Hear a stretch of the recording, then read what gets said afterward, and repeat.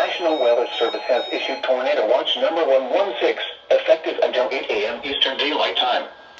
This watch includes the following counties in Georgia: Albert, Franklin, Habersham, Hart, Rabin, and Stevens, and the following counties in North Carolina: Alexander, Burke, Cabarrus, Caldwell, Catawba, Cleveland, Davie, Gaston, Henderson, Ardell, Jackson, Lincoln, Macon, McDowell, Mecklenburg, Polk, Luan, Rutherford, Transylvania, and Union, and the following counties in South Carolina: Abbeville, Anderson, Cherokee, Chester, Greenville, Greenwood, Lawrence, Oconee, Pickens, Spartanburg, Union, and York.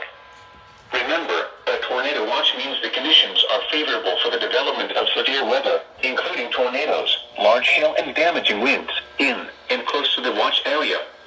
While severe weather may not be imminent, persons should remain alert for rapidly changing weather conditions and listen for later statements and possible warnings. Stay tuned to NOAA Weather Radio, commercial radio and television outlets, or internet sources for the latest severe weather information.